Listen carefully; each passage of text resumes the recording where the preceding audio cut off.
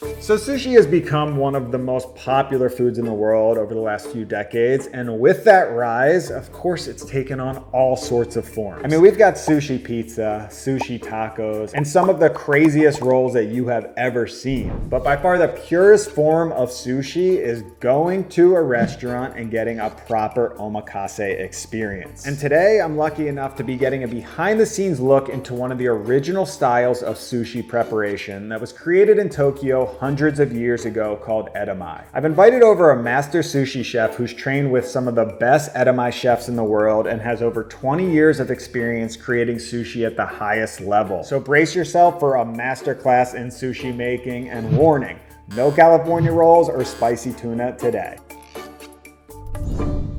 Thanks for coming, first of all.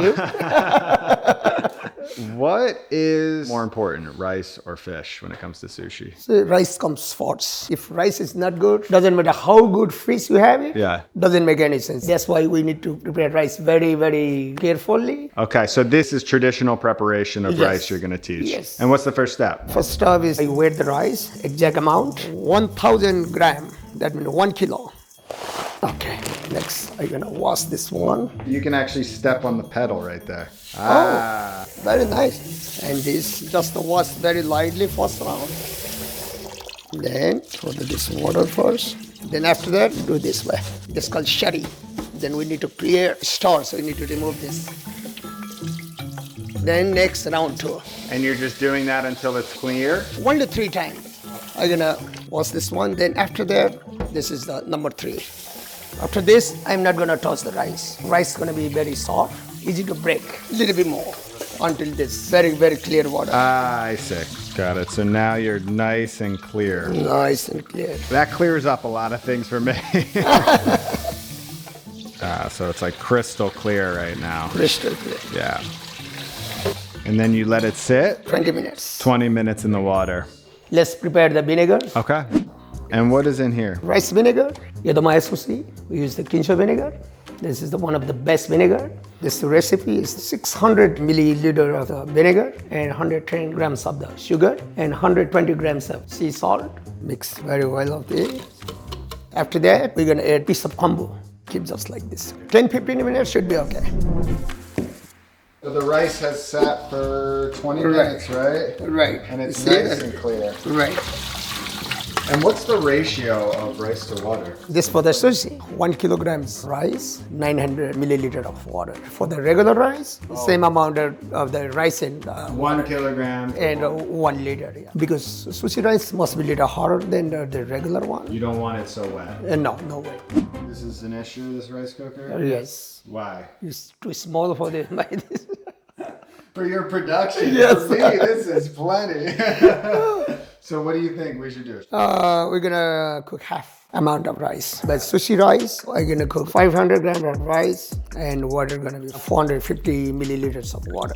Okay, there's a rice cooker. Do you guys have big rice cookers? We have a big rice cooker, yes. How much bigger than this? 10 times, 15 times. We're gonna add the water. We can make a lot of sushi. It's good enough for 4 or 5 people to do. Okay. My wife is coming over too. Kombu seaweed. Nice music. Are we using this thing? Hungary. And this, basically, we've got like this much rice for maybe one section of this. What is this used for? Oh, this for keep it warm. So it can absorb a little bit of the moisture? Yes. My rice cooker worked out for you? Very beautiful. Okay, so we're just gonna dump this in. Yes. I love this one little chunk of rice in here. Add the vinegar. And how do you know how much? We have a recipe. Also, during the mixing, we know already how much we needed that. So it's a little bit of recipe, a little bit of feel. Yes. Okay. And the rice will just absorb. Yes. Mixing very well. Break down this. You break down the chunks. Yes, chunks. So I'll get hit with vinegar. Hot vinegar doesn't smell good, but it tastes good. Yes. Then now, this white towel mix everything together. Oh, you're gonna mix it by hand? Yes. Let me see that.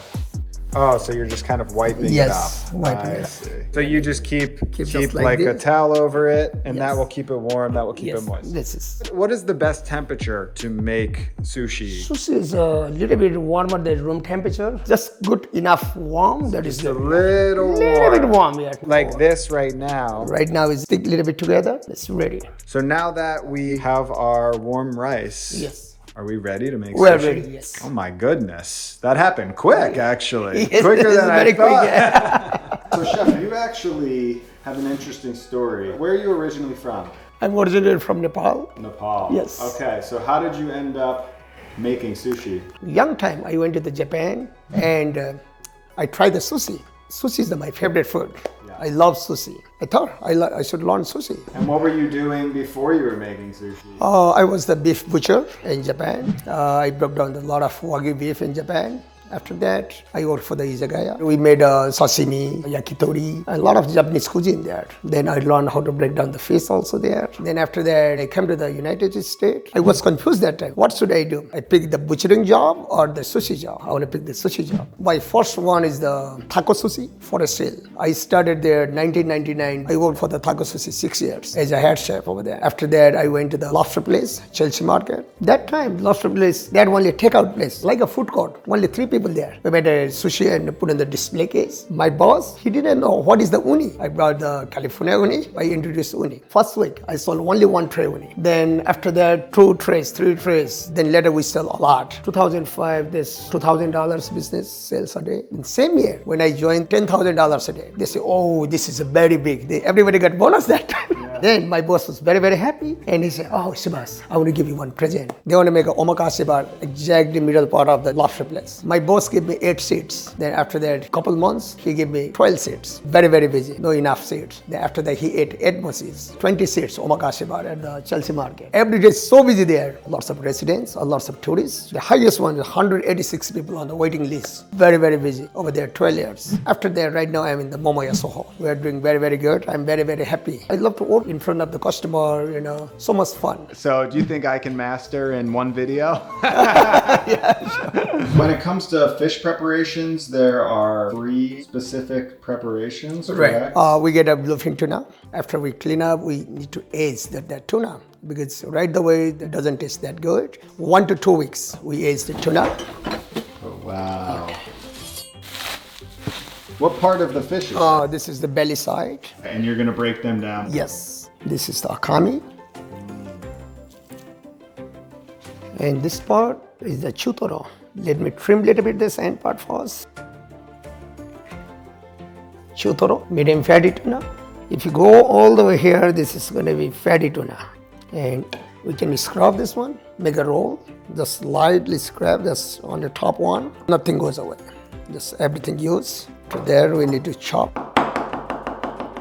And make negitoro maki or torotaku maki. This is the fatty tuna, toro. This for the sushi or sashimi, nigiri sashimi.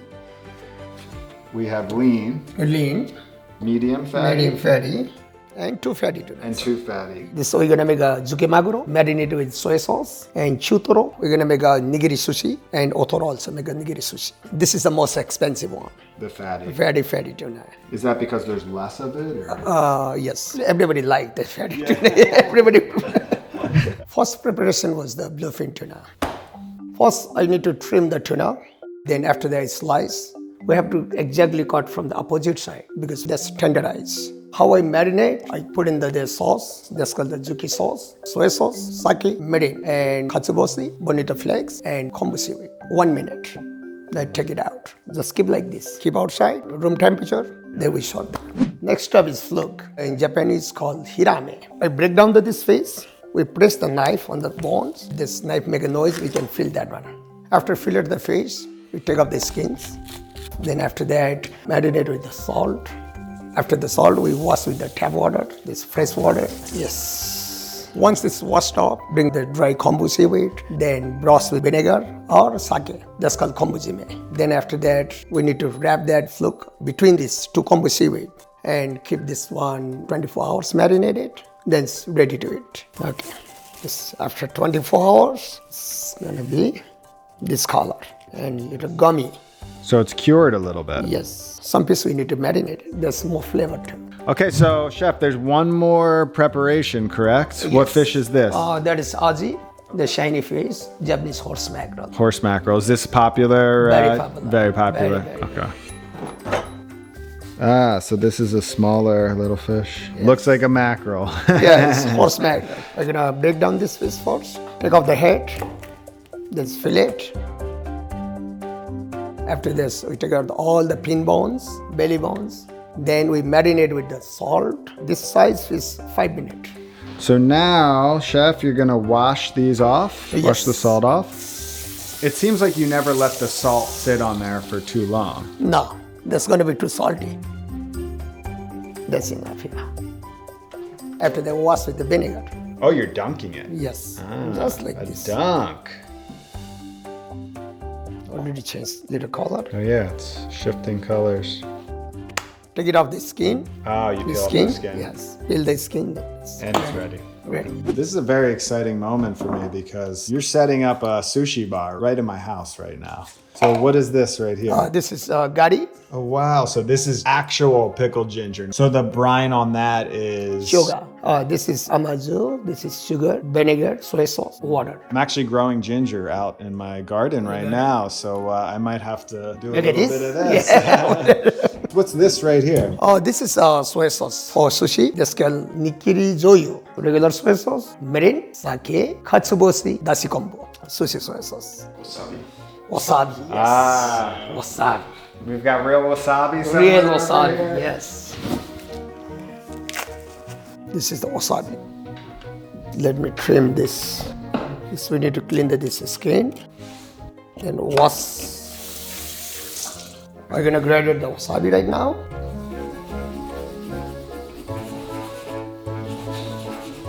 Can I just... Yeah, sure. Real wasabi. Let's see. Tastes like horseradish. Horseradish. It's just a little more earthy. Yes. All right, so wasabi's done. What's the first roll? Fluke, kombujime. Start from the white fish always, but lighter. Milder. Work your way up to tuna? Yes. So we're gonna do rolls and sushi pieces, right? Sushi pieces, yes. Nigiri called the little rice ball underneath the slice of fish. And maki rolls with the seaweed, roll with the seaweed. That's called maki roll. So we've got our marinated fluke. White fish, always we need to slice more thinner than other fish. Now, make a sushi. We make nigiri sushi this. This amount rice is like 7 grams. Wasabi.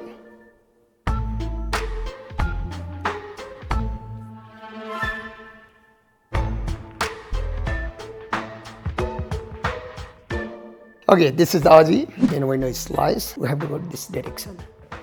So you're constantly finding the opposite direction. Exactly. More tender. Yes. Make a nigiri. How do you know how much rice? I can feel it. Wasabi, shari, just a little bit. And this is grated fresh ginger and chai on top.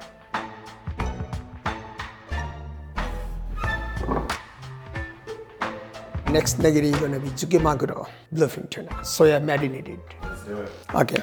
So what's the technique for pressing down the piece of fish into the rice? You push it from under and then you kind of form it around. Yes.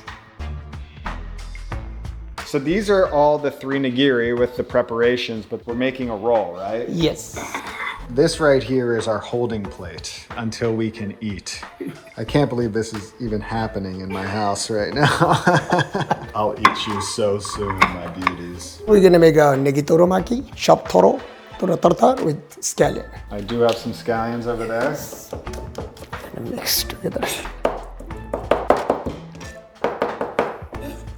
Now, maki rolls. This is the 2 sides of nori. One side shiny, one side is a little rough. Always the shiny one outside. How many grams you said? This is 80 grams. What's harder to do, nigiri or maki? Same thing to me. Same thing. Same thing. Wasabi.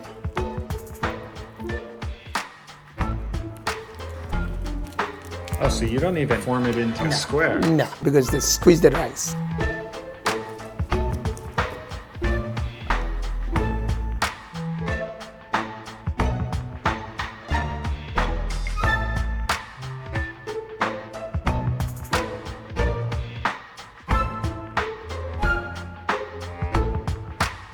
So I had some idea of what I was getting in today, but this experience completely blew my mind. I mean, out of nowhere, my kitchen counter suddenly turned into my own private omakase date with my wife. All right. Cheers.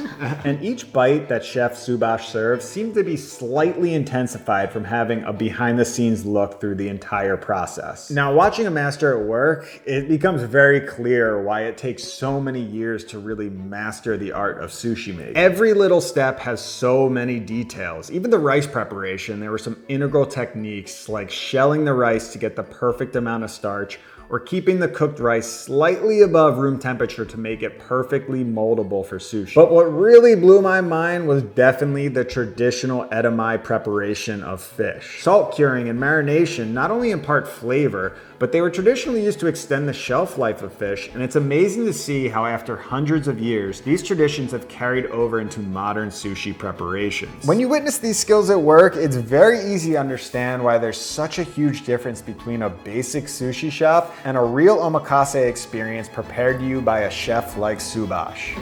That's amazing. Wow. So that wraps up the second episode of the Master Series. I am certainly excited to keep meeting new chefs and learning new skills, and I will see you in the next video.